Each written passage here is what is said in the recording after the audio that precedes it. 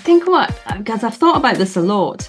Why do we write? What is it that compels us to come back to this ultimately very challenging hobby, in inverted commas?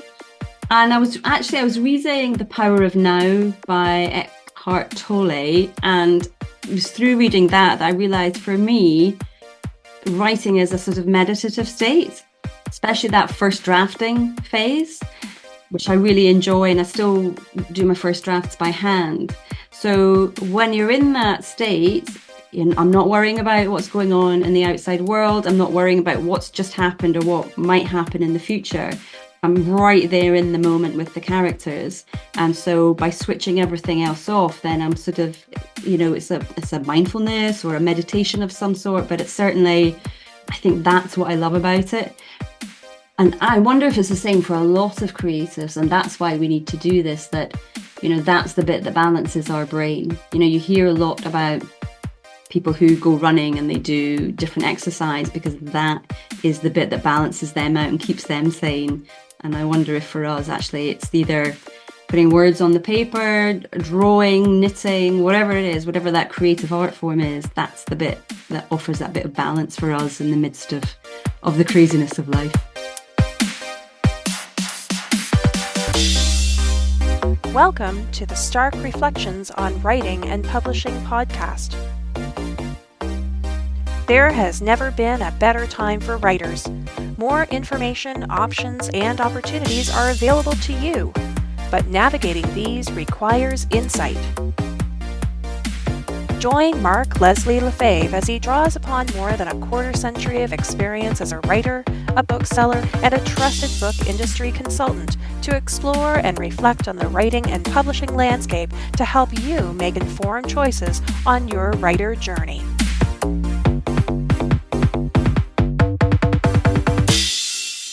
Hello, Reflectives, and welcome to episode 392 of the Stark Reflections podcast. This is your host, Mark Leslie Lefebvre. In today's episode, I have an interview with Emma Dhesi, a best-selling author and certified book coach who educates and inspires first-time authors to fulfill a calling and write their debut novel.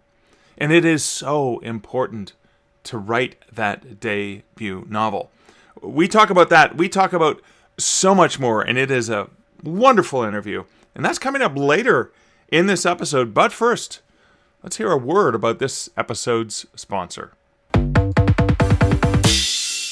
This episode is sponsored by the awesome patrons and coffee buddies of the Stark Reflections podcast. These are the amazing people who support this podcast over at patreon.com/starkreflections, as well as buymeacoffee.com/Mark Leslie.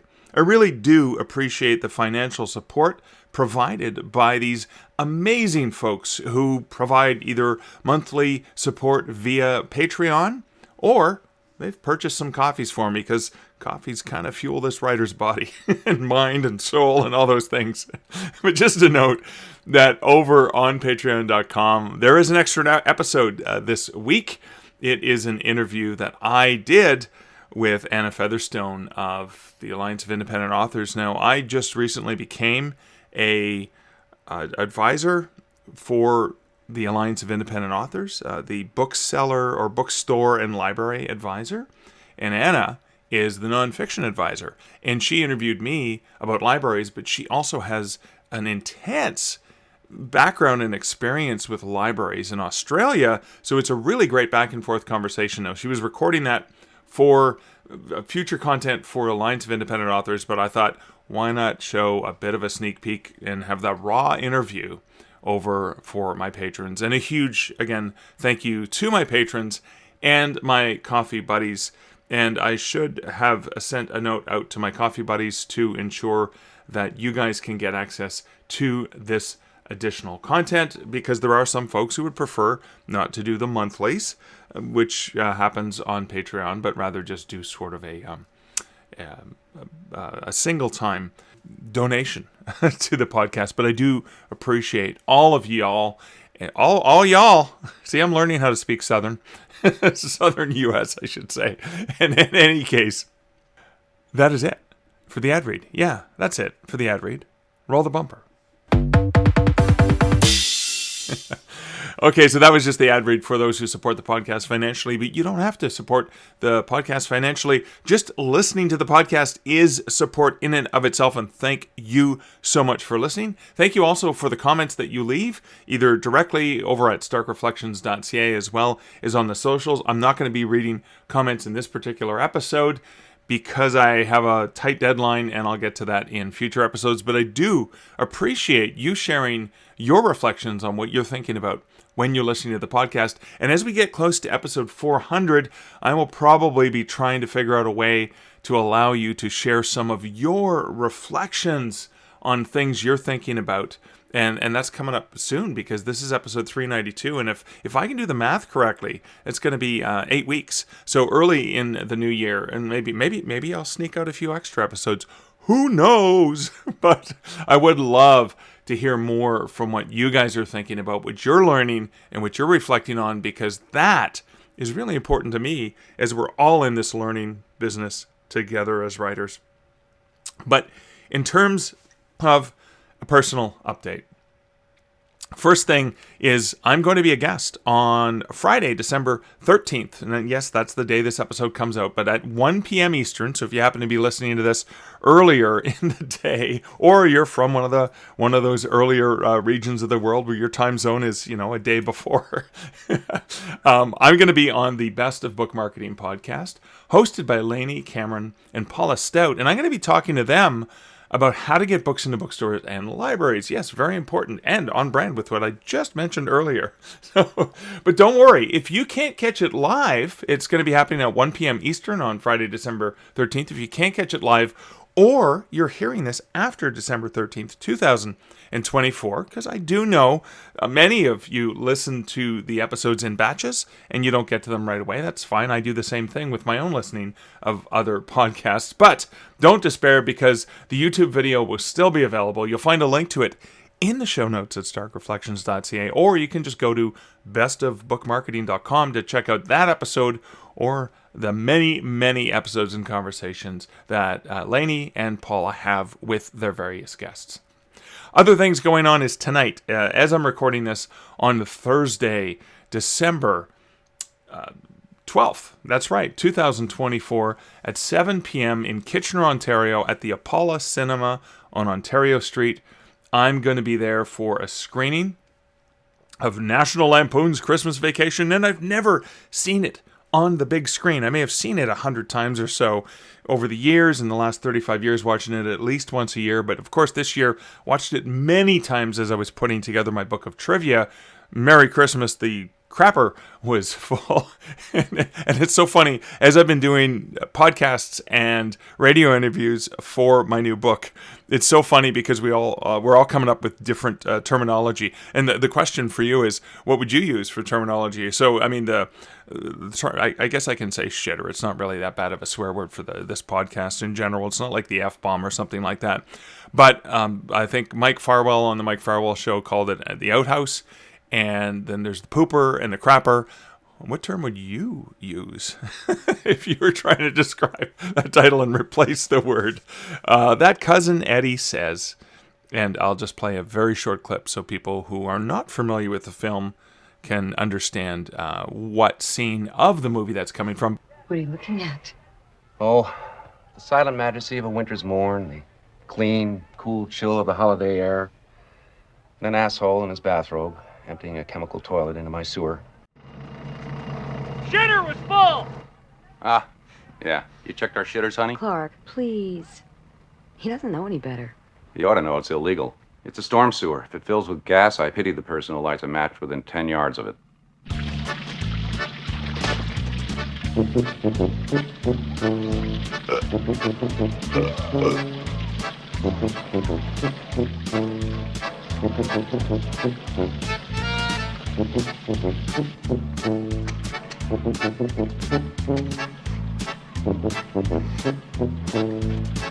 Merry Christmas! Shitter was full! But in any case, that is the screening tonight. So excited to see it on the big screen. And of course, this is a really cool marketing thing for me as an author, because I'm going to a screening of Christmas Vacation. It's the 35th anniversary of the film. So the people going to see this in the theater, most of them, there may be people who've never seen it before, but most of them are probably fans who've seen the movie dozens of times and want to enjoy it on the big screen with other nerds who like them are passionate about the film, and that's going to be a treat. I did the same thing. Liz and I went to see Die Hard on the big screen at the same theater, Apollo, last December, and it was so cool to finally see it on the big screen. But I'll be there. The Apollo is great. I've been working with Julie, who's the manager there, and they're setting up a table for me. I'm going to have my books. I'm going to have my Christmas Vacation trivia book. I'm going to have my Planes, Trains, and Automobiles trivia book, and I'm going to have my Die Hard trivia book as well, because they're all holiday films, of course. And so I'll be there selling those books. There'll be a special if you want to buy all three of them, etc., which is kind of cool. So it's $15 Canadian. Taxes are all included per book, or you can get all three of them for $35, which is kind of cool because you can save money if you want to get all three of them. Great stocking stuffers, of course, but I love the idea that this is selling books in a non-traditional book market, but it's targeted exactly to the right audience. They're actually going to give me time just before the film starts to say a few words. I'm going to share some trivia bits and point out some things that as people are watching the movie, they should check out. And also in my thanks for the Apollo Cinema, because I was going to give them proceeds from the sales, and they're letting me keep all the proceeds. So what I'm doing is I'm bringing extra prizes, some of my books to give away. They're going to do a draw for every single person who comes to the theater. I'm also purchasing a gift card for the theater. That will be the grand prize. And then some of the other prizes that they give out are going to be some of my books, signed copies of my books. And I'm going to bring some of my other books, like my Haunted Hospitals, Haunted Hamilton, etc., so people can have a choice, particularly if they've potentially already bought a copy of that. So that's really exciting. And then next week, on Saturday, December 21st, I'm going to be up in my old stomping grounds, my hometown of Sudbury, Ontario, at a screening of, yes, you guessed it, Christmas Vacation. Now, this is a special screening that's raising funds for the Northern Lights Festival Boreal, which is a phenomenal festival that takes place in Sudbury, and a fundraiser there. And getting tickets, it's being held at the Sudbury Indie Cinema on the 21st at 7 p.m., and that proceeds are going to support Northern Lights Festival Boreal. I think when you buy drinks there that night, that also goes to support them. And cool enough, purchases from my book, I'm going to be sharing proceeds so that it can be a fundraiser, because I love this. I've always loved a Northern Lights Festival Boreal. I love doing the cultural things in the community, and I love supporting local community events and the arts, of course, and local businesses, etc. So that's really exciting that I get to do these two events. Had I been thinking, I would have planned this out a little bit better to figure out other places that were showing Christmas Vacation and try to do a book tour with that. So I'm going to try and do that next year, especially since I have the Planes, Trains, and Automobiles, Die Hard, and Christmas Vacation. And of course, there'll be a new one coming out next year, one or two, based on the things I have to get caught up on.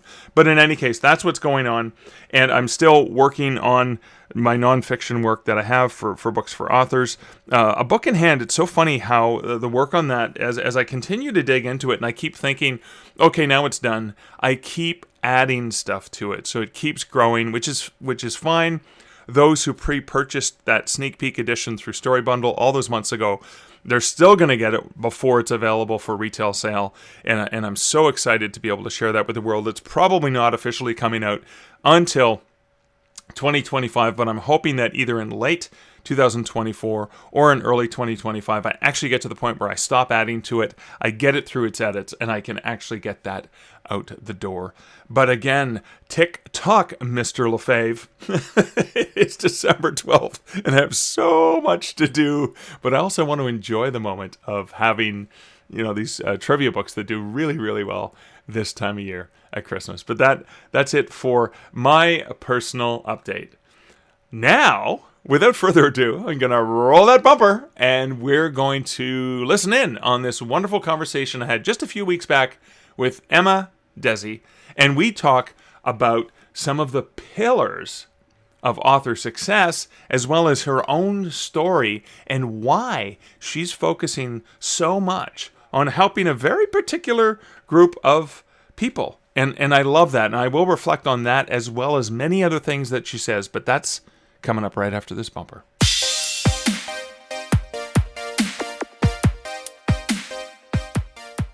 Hey, Emma. Welcome to the Stark Reflections podcast. Thank you so much. I'm really excited to be here. I'm thrilled to have you in the studio here, in the virtual studios today. So, before we dig into the four pillars of author success and that aspect of your writing life, let's talk about your origin story. Let's talk about Emma and being a writer and where did all that start? Yay. I suspect, like a lot of writers, it started at school.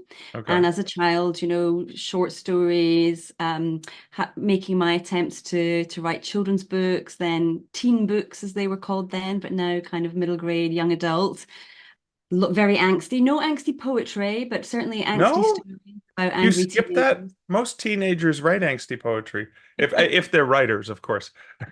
I seem to forgo that, but certainly angry stories about angry young Okay. teenagers. And then I think also, like a lot of your listeners, sort of life took over, and I did hit, went to university. And in all honesty, the idea of sitting in a room by myself was not as appealing as going out with my friends and living the student life and Yes. doing all that side of things. So that took over. But I found that, let's say, every 6 months or so, I'd get the itch.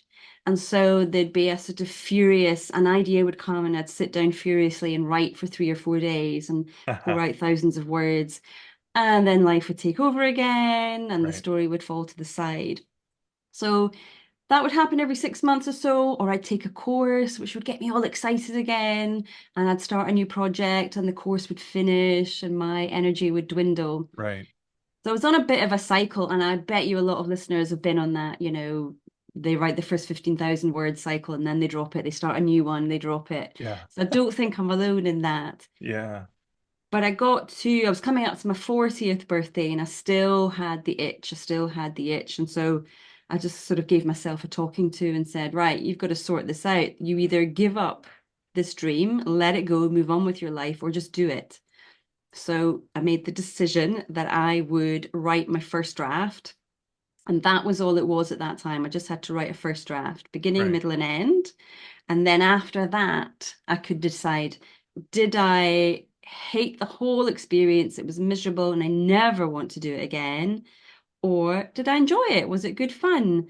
Did it give me something that I needed? And I found that it did actually give me something that I needed. It took me, I think it was like a lot of people, 2 years to write the first draft, another 5 to revise it. But at the end of writing that first draft, I did enjoy the challenge, and it felt the sort of right kind of challenge for me. It was one I could do and not be totally kowtowed by. Right. So that is the story that then became my first novel, and I got the bug, and I've been doing it ever since. Okay, so what was the name of that the novel that kind of launched you finally into where you had been destined to go?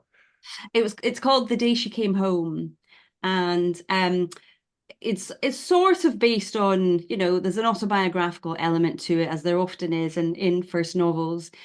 After the birth of my second child, I had postnatal depression. I didn't realize it at the time, and I couldn't understand why I was crying all the time. It just seemed so strange. I had this Yeah. really good life, 2 healthy children, a loving husband. What was going on? And so the book kind of started off as a way of just exploring that and trying to figure out what's going on here, what's happening in my head.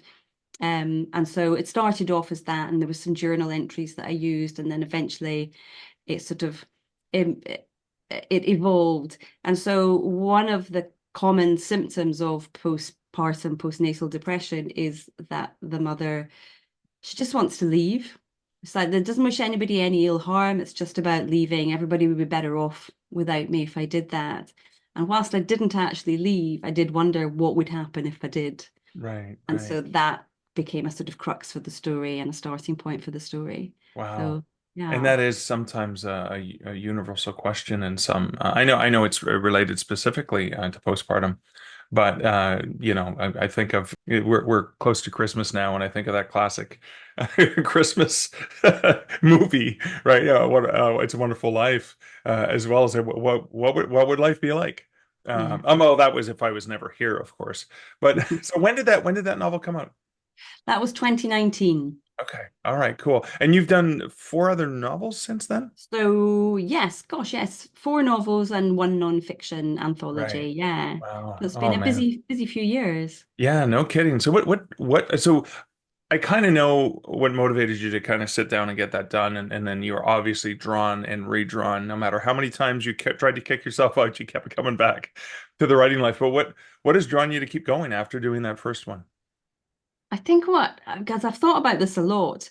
Why do we write? What is it that compels us to come back to this ultimately very challenging hobby, in inverted commas? Yeah. Um, and I was reading The Power of Now by Eckhart Tolle, and it was through reading that I realized for me, writing is a sort of meditative state, Right. especially that first drafting phase, Hmm. which I really enjoy, and I still do my first drafts by hand. So when you're in that state, I'm not worrying about what's going on in the outside world. I'm not worrying about what's just happened or what might happen in the future. I'm right there in the moment with the characters. And so by switching everything else off, then I'm sort of, it's a mindfulness or a meditation of some sort, but it's certainly I think that's what I love about it. Right. And I wonder if it's the same for a lot of creatives, and that's why we need to do this, that, that's the bit that balances our brain. You hear a lot about people who go running and they do different exercise because that is the bit that balances them out and keeps them sane. And I wonder if for us, actually, it's either putting words on the paper, drawing, knitting, whatever it is, whatever that creative art form is, that's the bit that offers that bit of balance for us in the midst of the craziness of life. So you've obviously put a lot of thought into why write and why write, especially, because of your journey as well. But then you actually have identified the four pillars, as we teased earlier, the four pillars to author success. Let's start off with listing what they are, and maybe we can dig into them a little bit. Yeah, sure. So I sort of these have come about, yes, from my own experience, but then also noticing what my clients go through, my coaching clients, what they go through. I work with my clients for a year at a time, and so I see them go through this whole big process. Right. And then I also, just looking at comments on social media and the questions that people ask, I noticed there was a lot of similarities and overlap. And so from that, I realized that these sort of four pillars that we don't go through them sequentially. We jump from one to the other to the other. Okay. We come back to them with each project that we've got or with every new challenge that we've got. So they're awareness. So being aware of our the publishing landscape. There's acceptance as the second pillar. It's okay. We're all right where we're at.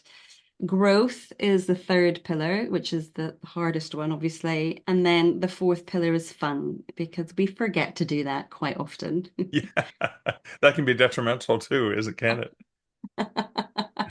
Yes. Well, depends what your idea of fun is, I suppose. Well, okay, that's true. That's true. I mean, yeah, you mentioned earlier, it's a really challenging hobby, and I think sometimes we lose sight of the passion and the joy, I think, that brought us to writing in the first place, right? For sure, for sure. I think that is so true. When we are writing just for the fun of it. If you're doing our day job and then in the evenings we write to switch off, or at the weekends we do it just to have fun, there's something happens when we make that switch over from hobby to career author, or we make that decision we want to publish.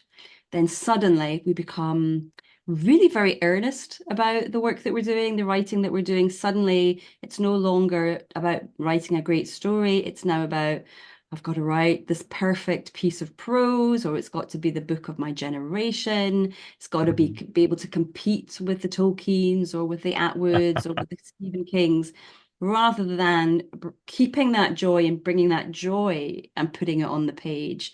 We sort of make this psychological shift And I'd love it for myself as well, if we can all kind of return to that fun that we have with it, but still have that ambition for our careers as well. Oh wow. So you talked about how the four different pillars are not a sequential. It's not like the five stages of grief or any or anything like that. That this is something that you're constantly going how much I guess crossover because I think awareness and fun seem to potentially have a good crossover. Yeah, that's a good question. There's probably is a lot of crossover between some of them. I genuinely think that this is something that we encounter right from the beginning when we're through the gate and first into this whole big landscape of publishing, right up until, you are the Stephen Kings or you are the at the pinnacle of your career. We're all sort of at different, it looks different depending on how far along the path we are, but we Yeah. still are um we still are facing these different pillars at any time, whether it's doing that first workshop that we've done, writing that first short story, publishing Right. that first book. Because the thing as well about it is it's not just about the writing and the publishing of the book itself, it's the stuff that goes around it, the resilience that we need, it's the marketing that we need to do, it's the Yeah. PR that we need to do, and which a lot of people don't like doing. So even that awareness of, oh my goodness, okay, I've not yet been asked to do a podcast or asked, asked to be on a podcast, or I've not yet written a blog post about my book. So an awareness that this is something that is part of the publishing industry. And then, the growth then would be that, okay, well, I'm going to reach out to somebody and I'm going to ask. Um, if I think further along the line, if we think about people who are at the top of their game, two people in particular come to mind. Harlan Coben, who's, big, well-known writer. He's living the life right now, it seems. I follow him on social media and just feels like it couldn't be better for him. He's Right. got his books are selling millions, he's got his Netflix series, and he's now branched into teaching as well. Yeah. So there's something along in his career that said, okay, this is all good, but maybe there's something else that I want to try out there. How do I do that? Do I want to do that? And then he'll be reaching out or saying yes to invitations that come in to take what skills he's got, put it down on paper, kind of formulate it in a little way, put words to it, and then teach it and show other people what he Right. does. Um, Another writer that comes to mind is a British writer, Lisa Jewell, and she writes thrillers as well. And again, selling millions across the world. And she was asked by Marvel to come in and write a novel based on one of their characters. And she too must have been thinking, I'm this far along in my career. I've been doing the same thing for 20 years. Oh, wouldn't it be fun to try something a bit different? And so she went off and she wrote this book.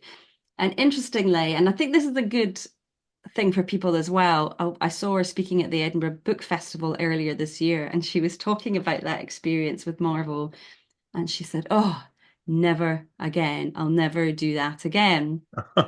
And so kind of showing us that she's had this growth, but she's now also got an awareness that she doesn't want to step out of Right. what she does and into this other world because it wasn't a world she knew. And Right. interestingly, she was saying, because it's Marvel and it's a superhero world, there's sort of no limits. There's kind of no boundaries on it. Her characters could do anything. And so actually it was hard to know when to stop and when to rein it back Mm. in and when it got too silly. So it's all right for us to try things. And if we find that they're not right for us, that's okay. That's all part of the journey too. Yeah, yeah, yeah. Of course, it's becoming aware that that may not be a thing. So you can go back and I guess find that joy, Yeah. or maybe accept the fact that not everything is your it's not your cup of tea, right? Your wheelhouse. Yeah, yeah. But I think that's part of the growth as well, isn't it? We've got to do the difficult thing. And for some people, that Right. is going to be writing the first novel, Yeah. just getting that first draft down. That is a really big period of growth where you're taking so much of what you've learned in workshops and webinars and online courses and all the craft books and all the podcasts, and then Yeah. trying to actually put it into action and put it on the paper. That's a huge bit of growth, but then equally there's growth that comes in, well, am I going to go wide? Am I going to go exclusive? How am I going to publish this book? Where am I going to get a book cover if Right. I'm choosing to go indie? How am I going to find an agent if I want to be traditional? And then, the growth again around advertising. Oh my goodness, Facebook ads and things are a big, big Yeah, fear factor for a lot of people. of course. But we've got to delve into it at some stage and figure it Yeah. out. And do we want to apply it to our own careers? So there's growth in every phase, I think, of the publishing world. So, so what was it? You talked about a couple of writers who, successful writers, and then they moved into this coaching, teaching realm, or trying their hand at a different media, like adapting. How did you evolve into becoming book coach slash wanting to help other writers with their pillars? With their pillars. So I remember, I was in my mid 40s then by the time I published this book. And I do remember at the time thinking, wow, I can't believe I've done this. You Yeah. know, I would say I'm halfway through life. I get told off a bit for saying that, but halfway through life and kind of maybe thinking I'd done everything I was going to do, Yep. or that I didn't have the capacity to take on something new and a challenge like this anymore. I'd been a stay-at-home mum, and so there was a lot of kind of psychological limitations I was putting on myself. And I remember hitting publish and thinking, I bet you I'm not alone in this. I bet you there's a lot of other, women who are midway through life, who have been homemakers for a long time or been stuck in the same job for a long time, who have been told that writing is not a real career and get a proper job first, and they've maybe thought that they were past it. And I bet you I'm not alone. And if I would love to help other women do exactly that. And so it took a little bit of time. And of course, I had to work on my own craft and things as well. But eventually, yeah, I started working with debut authors who were looking to write that first book. Because Right. when you write that first one, I think then you give yourself the evidence that you need to know that you can do it. Yeah. Yeah. It doesn't have to be a big bestseller. It doesn't have to be the best piece of fiction or a prize winner. It has to be a good story, but you know that you're always going to get better and better. And if you can do it once and you enjoyed it, then you can do it again. And that's Right. certainly still, part of my process is every book I write. I'm trying to improve how I pace my books. I'm trying to improve how I develop my characters. I'm trying to be a little bit smarter in how I plot them and how the storylines come together at the end. And so I hope then that with every story I tell, I'm getting a little bit better, and refining my craft. And that's what I want to be able to give to other women, to know that you don't have to have all the answers right now. Yeah. You can write your first book and then see where it takes you, see if you enjoyed it, if you didn't, and go from there. Oh, awesome. So, debut authors, you work with, what's some of the common, I guess the common challenges that debut authors and new writers, that you've faced and helped them overcome? Yay. So with the women that I work with mostly, time isn't so much of an issue. I know it can be for some people, but a lot of the women I work with, they are semi-retired, retired, and now they've got the space that they need to be able to devote the time that they want to the book, because Right. Yeah. we have to be able to do that. Either we do it in chunks where we sit down and focus for a good period of time, or maybe it's smaller pieces over, half an hour here, 15 minutes there, but we're doing it regularly over the course of the week. Yeah. Yeah. Time I haven't found to be the sort of big challenge that I know a lot of others find. What I have found to be the biggest bumper to the women that I work with is the self-belief. That's ultimately what it comes to, is the self-belief that they can do it. These are women who have been writing the same story for 10, 20, in some cases 30 years, Right. and many different iterations of the story. And so they're very confused about what actually is at the heart of the story. What was it they were trying to say when they started this book 20 years ago? Is it still what they're trying to say now? They've got this, now that they've got so much more life experience. Mm. So a big job that I have to do with them is to figure out, okay, what's at the heart of the story? so that they feel confident about going ahead with it, carrying on with it. Yeah. The belief that they've got it, because we're this, I'm still the same when I send a book to an editor. I still want them to come back and say, "This is amazing, Emma. You don't need to do anything else on it." Of course, it's never quite like that. So they're looking kind of for that encouragement from me that there's enough good stuff in what they're writing to carry on, to Yeah. work through it and get to the end. So I'd say that that is a big, big part of it. And because I'm working with women, these women over 12 months, I see the periods that they go through where they are on fire. They are loving the story. They are just can't get enough words down in a day.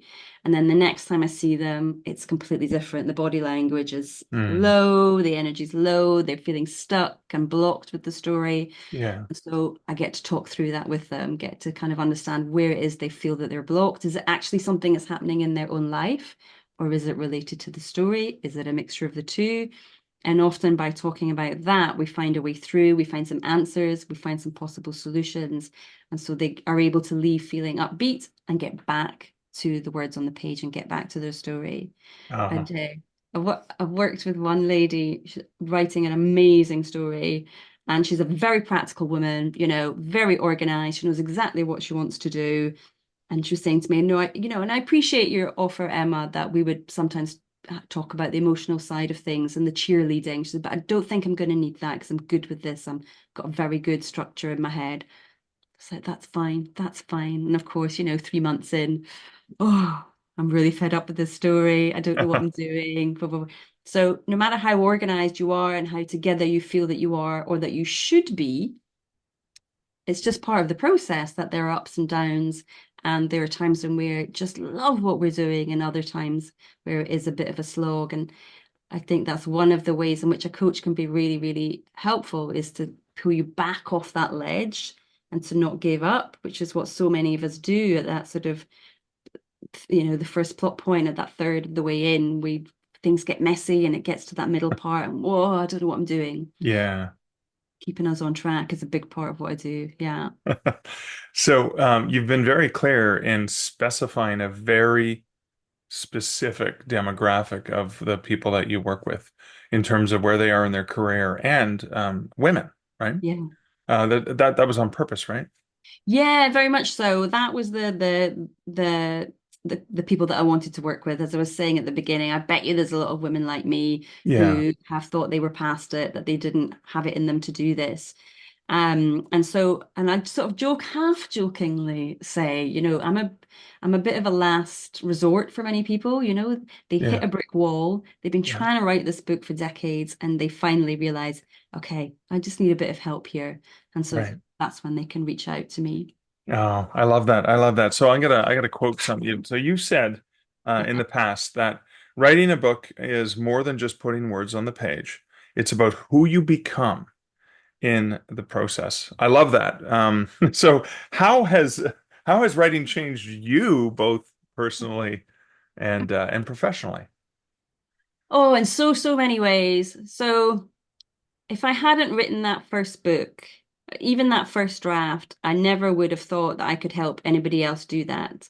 And so I might not have written the second one. I certainly wouldn't have started my YouTube channel. I certainly wouldn't have started kind of having a mailing list and emailing people to say you can do it too. I certainly Yeah. wouldn't be here with you today. So it's given me a lot of confidence in many ways that I didn't think I had. It's made me feel that I have something to offer, both in terms of my fiction and then also the experiences that I've been through and how I can help other writers.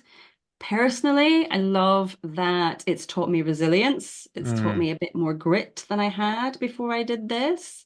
Because I think that's one of the other things that I really sort of felt when I finished that first draft, particularly, but certainly when I finished that first book.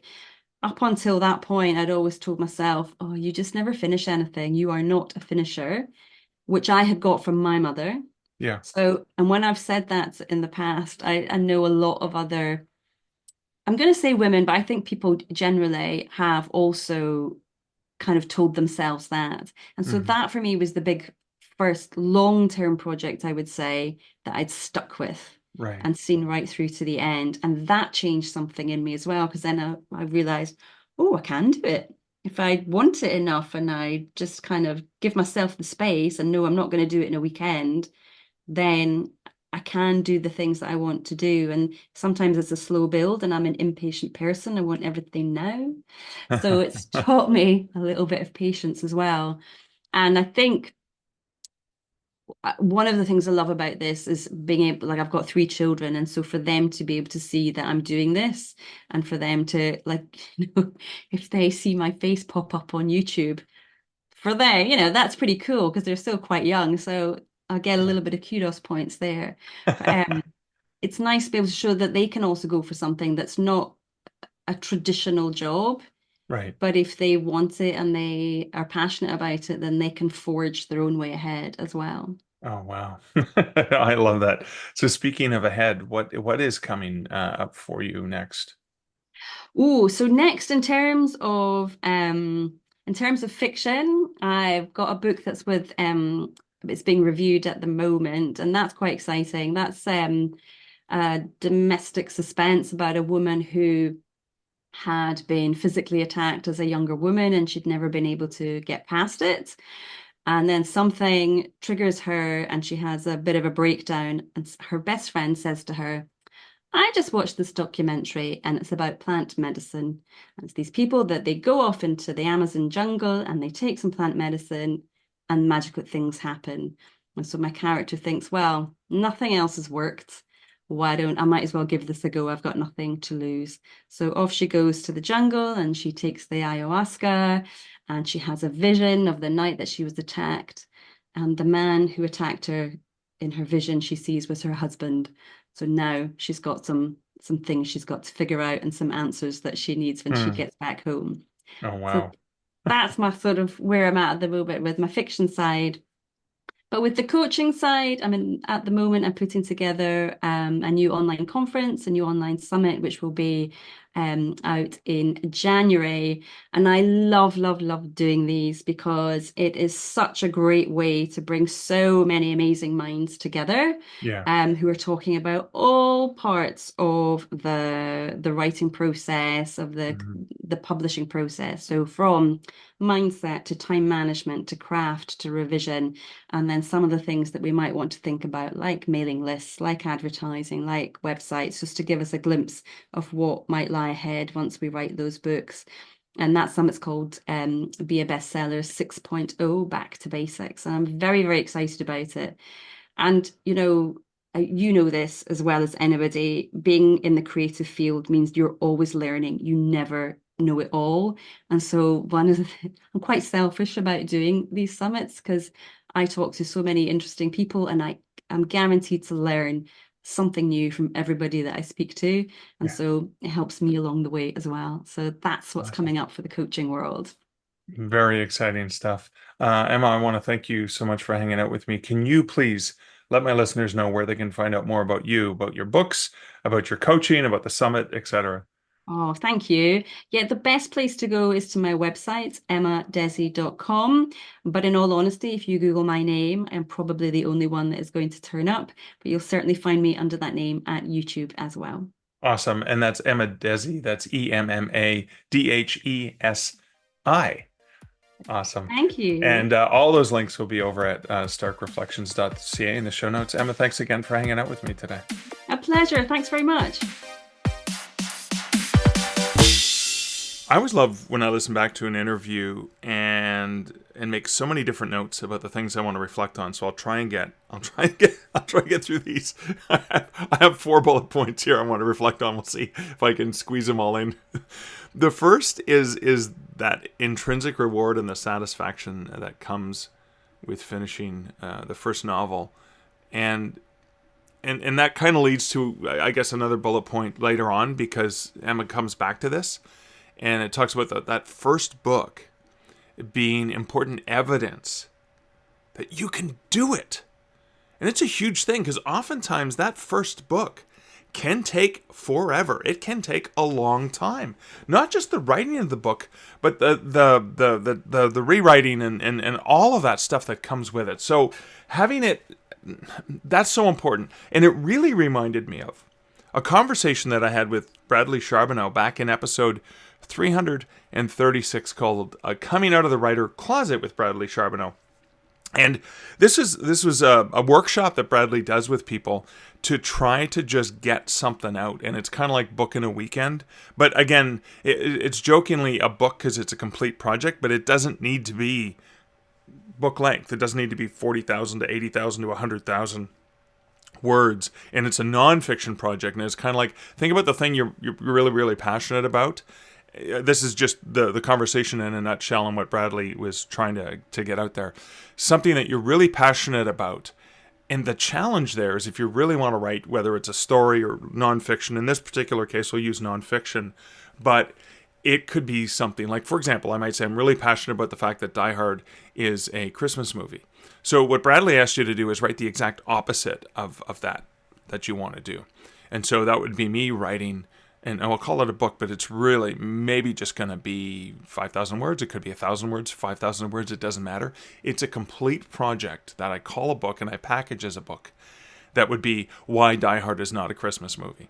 And because I'm not emotionally invested in that and I just want to get it done, it's kind of like when I eat the vegetables on my plate that I'm not a fan of, so then I can get on to enjoying the rest of my meal. It's that sort of experience. But the other thing, and it goes back to what Emma says, is that first book being evidence you can do it. And that's the genius of what she's saying here. And that's the genius of what Bradley was saying is, okay, we've proved you can do this.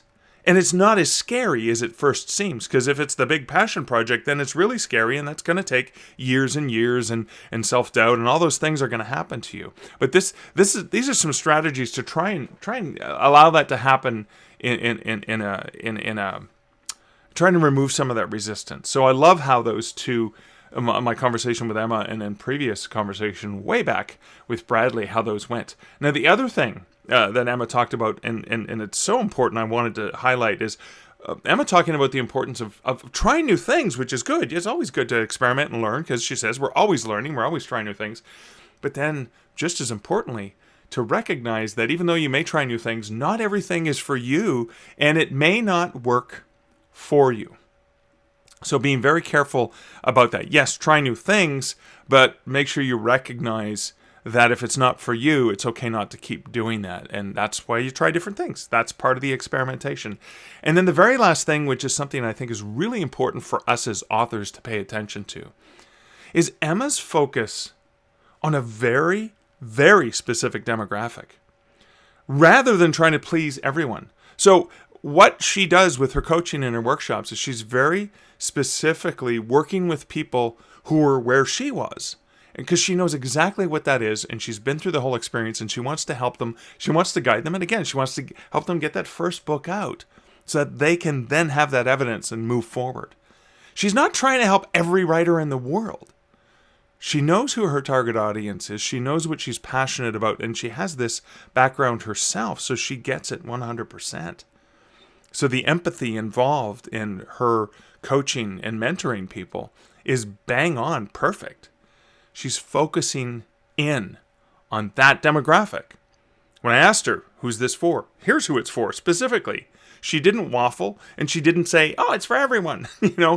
She went in and said, this is for a very specific demographic. So the thing that we can learn from that as writers is exactly that. When we're thinking about our books, when we're thinking about anything that we do as storytellers, as creatives, remembering it's probably for a very specific demographic. It's not for everyone.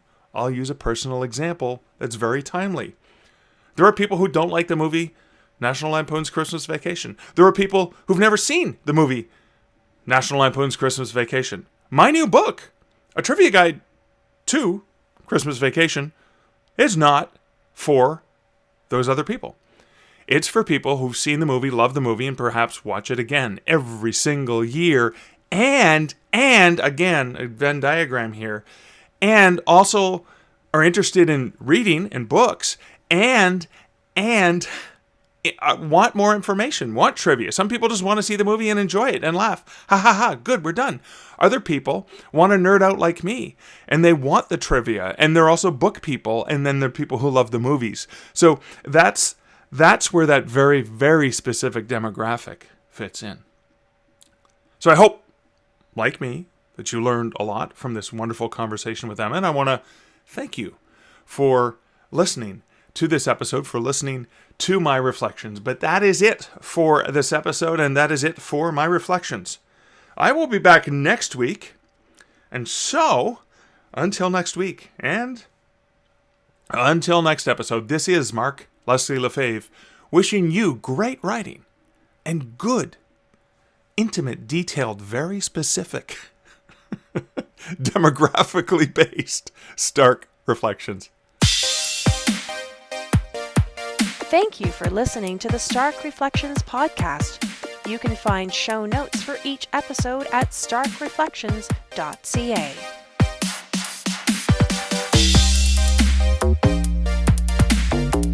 The music for this podcast, Laser Groove, was composed and produced by Kevin MacLeod. Check out more of Kevin's great music at incomptech.com.